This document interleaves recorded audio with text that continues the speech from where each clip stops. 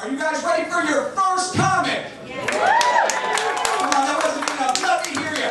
Are you ready for your first comic? All right. Give it up for Wayne Felber.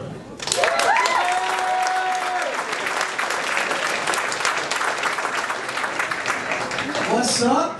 I just gotta warn you guys, I just popped 750 milligrams of Vicodin, so whatever I say. I fractured some ribs last week, not feeling too well, so I cannot be held accountable for things I say. First thing I'd like to get off my chest is I hate fat people. I hate fat people that don't realize they're fat. I'm at the bank the other day, the lady in front of me is like 600, 7,000 pounds, hot pink pants on her ass, it says juicy. I tapped her on the shoulder, I said, that's the wrong message. You should change it to maybe chafed, explosive, probably really moist. A lot of you are saying, hey, this guy is fat, what's he talking about? I went from 500 pounds and I'm now down to 300 pounds so I can make fun of fat people. I'm 200 pounds. I got a lot, we're only 10 days into 2012 and I'm so freaking excited. We're going to all die at the end of the year according to the Mayans. Because the calendar ran out. Maybe the little dude just ran out of paper and got tired of writing shit, you know? But I also celebrate this week 15 months being cancer-free. And I spent a lot of time in hospitals and it's amazing. They put that piece of paper down on the table and they say it's to protect you from germs. If a piece of paper really protected you from germs, don't you think we'd stop spending $10 for 9 condoms and just buy some Bounty, the quicker picker up, or the banana pecker? Just saying. I noticed, like George said, there are some old people. I love old people. They have the best advice. My grandmother's 82 years old. She says to me the other day, grandson, if you have to pass gas in public, stand next to somebody poorly dressed or fat. I said, Grandma, that gives me 50% chance of getting away with it. She said, why the hell do you think I'm standing next to you?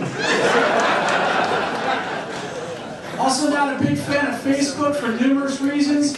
First of all, now my grandmother has a Facebook page, and the other day she posted, prunes are working, I'll be posting pictures later.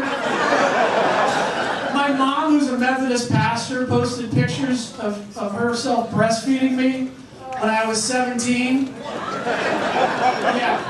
I don't think that's what they set out with the social network. Last week they suggested I become friends with my ex-wife and a fan of Satan, both of which are the same people.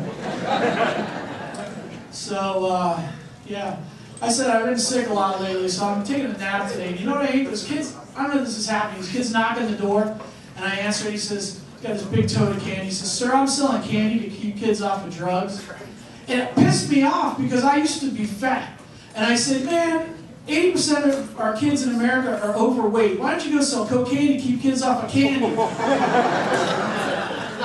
I got another good news. I went to the doctor last week, and like I said, I lost a lot of weight. He said, sir, you've gone from morbidly obese to obese.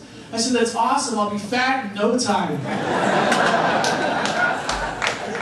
It's great. Been, where am I hate to say this because all the comics say it. Where are my single people at? I feel for you. I've been married to my new wife for 4 years, and you know what sucks? These new dating sites. When I was single, we had like Match.com, and that was it. Have you guys seen this new one, ChristianMingle.com? Yeah. Tagline: God's waiting for you to make the first move. Maybe in the Catholic Church that works. But I don't want to think about going to third base with God. Okay? And if you date God and he breaks up with you, you're screwed. Imagine God changes his Facebook profile to single. You can't maintain a relationship with the Lord and Savior who loves everybody, you've got no chance. My favorite one though, and I'm not lying, you could Google this, well maybe not. There's a dating website for people with herpes. And their tagline is, genital herpes, just a bump in the road. Are you freaking kidding me? That's like a pothole in Riviera Beach or on I-95 by PGA Boulevard. Best website though, they just started a new one, and I'm not lying. I don't lie when I do comedy. They actually have a website for people that are terminally ill. No tagline yet, but I'm thinking they could come up with something like, hey, fear of long-term relationships? Want to get rid of your spouse? That's actually where I met my wife, but I became a cancer survivor, so she's kind of pissed off. So, my wife is here, and I just have some advice for the men.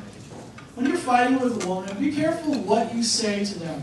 Do not let the first thing that comes out of your mouth, no matter how angry you are.